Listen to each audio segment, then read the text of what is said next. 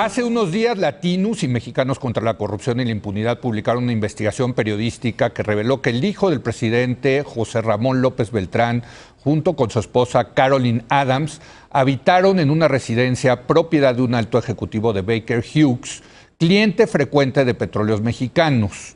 La casa se encuentra en un suburbio de Houston y, según este trabajo periodístico, tiene un valor de $1 millón. ¿Qué preguntas nos debemos de hacer con este tema? ¿Hay posible conflicto de interés? Este tema de que, bueno, pues el hijo vive un estilo de vida diferente que lo que pregona el padre. Déjame empezar contigo, Héctor. Yo leí hoy tu columna en el periódico Milenio y la verdad no estoy nada de acuerdo contigo. Yo creo que el hijo tiene todo derecho de vivir como se le pegue la gana, desde luego siempre que el dinero sea bien habido, ¿no? Aunque no esté de acuerdo a lo que pregona el papá.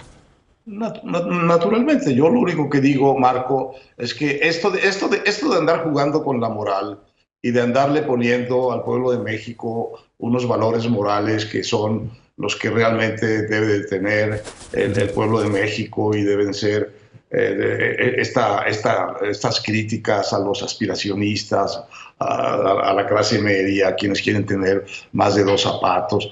Todo este puritanismo de cuarta que está en el discurso del presidente, pues no está en la vida de su hijo, y eso debería ser para él. No es ni un delito, ni nada, no. Simplemente es un fracaso moral en la prédica de su paternidad respecto de la conducta de su hijo. Ahora, la verdad, entre el modelo que propone el presidente de los 2 zapatos y el tipo de cosas que le gustan a su hijo, pues a mí yo tiendo a coincidir completamente con su hijo que con el presidente. El presidente también vive en su propio palacio, no hay que olvidarnos de eso. Pero el tema, digamos, político y legal importante es, tú lo dijiste, y nada más es ese. Es el tema de si hubo o no un conflicto de interés en la relación con ese señor funcionario de una empresa que era contratista de Pemex. Ese es el punto objetivo del conflicto político y legal. Totalmente, porque, bueno, pues partamos de la premisa, Jorge, que nadie le presta una casa a otra persona nada más porque sí, ¿no? Eso es lo que hay que investigar. ¿Pagó renta? ¿Cuánta renta pagó? Si eran precios de mercados. ¿Por qué? Pues estuvo varios meses viviendo en esta casa. ¿Por qué? Absolutamente, Leo. Mira, sí. Ahí hay 2 cosas que son inverosímiles. En primer lugar, que el señor, el dueño de la casa, diga que él no conocía, no tenía la más remota idea a quién le alquiló la casa. Bueno, para empezar, qué arrendador más extraño. Sí. El dueño porque yo he alquilado departamentos de otros y alquilado algunos míos o casas, y lo primero que averiguo es quién es. Pero en Estados Unidos sí hay los agentes, ¿no? Sí, pero la gente averigua, la gente te dice, la gente te dice, oye, se trata de fulano y mengano, tienes tienes que firmar un contrato, aparte. Tienes que firmar el contrato, tienes que demostrar posibilidades de pago, capacidad de pago, tienes que demostrar, bueno... y tienes que reportarlo al IRS, al SAT gringo. ¿No? Y sobre este tema rápido, también está el problema clarísimo de que la nuera de un presidente de México es una politically exposed person en Estados Unidos. Punto. No es de que le guste, que no le guste, que el gobierno de Estados Unidos la quiera cuidar. No, todo eso no viene al caso. Al igual que, bueno, en mi caso, por lo menos, de mi hermano, de mucha gente. No, nosotros somos. A mí me han cancelado cuentas de banco en Estados Unidos por haber sido funcionario 3 años. Y por ahora estar en los medios, también. Eso no me lo han hecho, pero seguro. Bueno, entonces, que no me vengan con el cuento de que no sabía. Tiene que haber sabido. Pero es de lo de menos.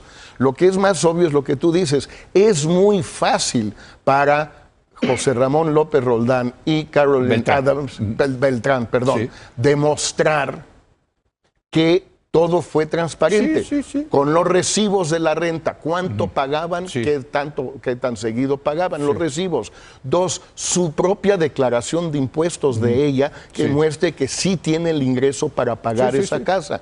Y 3, el contrato, cuando empezó, cuando terminó. Todos esos son documentos. Claro, yo diría que quienes deben de conseguirlos, porque ellos no los van a hacer públicos otra vez, pues son los medios mexicanos que podrían estar ahorita como moscas en ese barrio de Houston donde ahora viven, buscando todos esos papeles. Dudo que haya uno solo que lo esté haciendo. Bueno, hay que reconocerle que los que sacaron originalmente... bueno, mexicanos y Loret. Sí. O sea, sí lo sacaron. Trabajo sin Ahora, ¿qué sigue? Ahora, por cierto, aquí aquí porque siempre criticamos a la oposición de que no aparece la oposición cuando aparece. Yo tengo que decir que lo que hizo Xóchitl Gálvez, la senadora, es lo correcto, que fue y le pidió a la SEC, a la Security Exchange Commission, siendo desde luego Baker Hughes una empresa que cotiza en la bolsa, en Nasdaq, que investigara. ¿Dónde está? A la autoridad estadounidense que investigue. ¿Dónde están los papeles? Los papeles es que eso están. ocurre en una democracia. La oposición tiene, claro. Para ellos o para el presidente es facilísimo demostrar que no hubo conflicto de interés. Es lo más fácil del mundo. Bueno, a ver, Javier, ¿tú qué opinas? Yo coincido contigo, Leo, de que el tema, si hay un tema, el tema es el de conflicto de interés. En efecto, como dice Jorge, eso es algo que en principio podría aclarar el hijo del presidente y su esposa. A mí lo que me ha sorprendido un poco en todo este debate es lo poco que se habla de la señora Adams, quien, tengo entendido, lleva muchos años trabajando en ese sector, el sector energético, muchísimo antes de casarse con su actual esposo, etcétera. Es decir, por lo menos lo que yo leí de Mexicanos contra la Corrupción habla del hijo del presidente y le dedica una frase a su esposa, cuando realmente quien está en ese sector, quien ha trabajado, tengo entendido, durante muchos años, más de una década en ese sector, es la esposa y de ella no se habla, porque creo que ella es lo que explica todo esto. Si hay algo que explicar, ella es quien probablemente lo tendría que explicar, no solamente en términos del ingreso, sino de sus vínculos históricos, profesionales, con el sector energético y múltiples empresas del sector energético relacionadas, muchas de ellas con México. Pero no se reportó en este reportaje tanto sobre ella, y a mí me encantaría entender ese rol. Hay que decirlo, otra vez vámonos a los hechos que reporta Latinos y Mexicanos contra la Corrupción y la Impunidad, que luego se cambiaron a una segunda casa, una casa mucho más modesta, hay que decirlo, ya propiedad de Caroline Adams, ¿no? Una casa de clase media, ¿eh? Con una hipoteca muy baja. $350,000, eso es, ¿no? Más o menos. $40,000 de hipoteca, te salen pagos de $1,500, $2,000 al mes. Sí, sin problemas. La otra es más complicada. La otra es más complicada. Ese es el asunto. ¿Por qué vivieron tantos meses? Si pagaron renta, no pagaron renta. Ese es el asunto, Héctor. ¿Y cómo has visto la reacción del presidente López Obrador en ese sentido? Porque, por cierto, creo que no fue muy amable con su nuera, ¿no? Yo creo que, en fin, lo que salió en la prensa es que el gobierno intentó detener o combatir esta versión de Latinos y de Mexicanos, este reportaje que creo que lo sacaron el jueves, y hubo una especie de batalla en las redes en donde el gobierno trató de desacreditar el reportaje con sus propias redes, etc. Y no lo logró, y el reportaje tuvo mucha potencia, y creo que a los 2 días o 3 había tenido más de 50 millones de vistas. Y esto tiene que ver, yo creo, con un asunto que es el mecanismo que está instalado en el instinto de repudio de la opinión pública de México hacia estas casas que parecen o que son muy lujosas y que son parte de la familia presidencial. Y viene ese mecanismo, quedó súper instalado, ese mecanismo de repudio, pues con la Casa Blanca de la esposa del expresidente Peña Nieto. Y yo tengo la impresión de que el presidente sintió que estaba activándose un mecanismo parecido, o se activó un mecanismo parecido de reproche, que esto ya no tiene que ver ni con la cuestión legal, ni con el conflicto de interés, sino ya tiene que ver con tener un asunto que con facilidad lo desprestigie o lo niegue o lo derogue. Y a esto es a lo que yo creo que salió el presidente a hacerle frente el lunes pasado, tratando de que no pasara a los medios. Porque una cosa es que esté en las redes y otra cosa es que pase a los medios. Bueno, pasó a los medios y sigue rodando en los medios con gran fuerza. ¿Por qué? Porque está tocando un mecanismo muy bien instalado de rechazo que hay en la opinión pública a este tipo de cosas. A la riqueza, al abuso, a la corrupción implícita. Y ahí salimos de los hechos y salimos del rigor de lo que sucedió y pasamos a un ambiente que yo creo que es lo que le preocupa más al presidente, de que no se le vaya a convertir la casa gris en un equivalente de la Casa Blanca, de la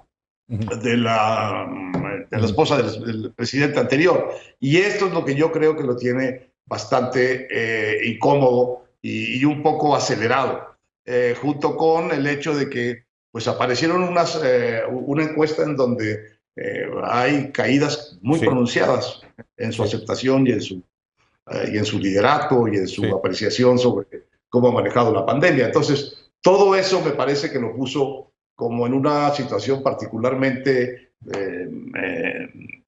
nerviosa, acelerada, y también yo creo que a eso se debe un poco el tono de la mayor dureza que utilizó con Carmen Aristegui, porque Carmen Aristegui se subió a este reportaje y añadió otro, que es el reportaje de los negocios de chocolate, creo que el otro de los hijos. Sí. Entonces ahí ya sintió que estaban tocando realmente su núcleo vulnerable, personal, más importante, y que si deja pasar eso políticamente, el costo puede ser muy alto. Ahora, el presidente dijo algo muy importante, yo creo, cuando tomó posición, y es: yo me hago cargo solamente de mi hijo menor. Lo que hagan mis familiares, etcétera, es su responsabilidad. Hombre, nos quedan 30 segundos, perdón. Sí. Ok, si se hace cargo solo del hijo menor, tal vez tenga razón, pero entonces no debió haber criticado a todos los que ha criticado como presidentes y a los que muchos mexicanos hemos criticado como presidentes desde hace muchos años, las hermanas del presidente López Portillo. ¿Es así o no? Son el hermano del presidente Salinas. ¿Qué onda con ese? Sí. Ajá. La esposa del presidente Fox. Y sus hijos. Y sus hijos. Y que a los que López Obrador criticaba con vehemencia. Claro. Con vehemencia. Sí. Esos hijos sí se valían. Sí. ¿O qué? ¿Porque eran adoptados o qué? Ajá, ¿de veras? Bueno. Sí. La esposa del presidente Peña Nieto. Bueno, él estaba haciendo lo que la oposición hace en una democracia. Entonces, ahora que no se queje, no se queje, la oposición porque agarran también, a su hijo, como él agarró a las esposas y a los hijos y a las hermanas y a los hermanos de todos sus predecesores. Que no se haga. A ver, 20 segundos en términos de equidad, Javier, perdón, se nos acaba el tiempo. Sí, yo creo que sería relativamente fácil aclarar esto, pero creo que en el fondo lo que dice Héctor tiene toda la razón. Es un tema que va más allá de hechos y que habla más de un ambiente que se ha ido generando en México a lo largo de las décadas y que en parte explica su triunfo electoral. Entonces se entiende que le dé la importancia que le está dando al tema en cierto sentido el presidente. Así es. Gracias, Jorge, Javier, Héctor. Gracias, buenas noches. Gracias a usted por habernos acompañado. Yo lo espero mañana a las 10 de la noche cuando otra vez sea la hora de opinar.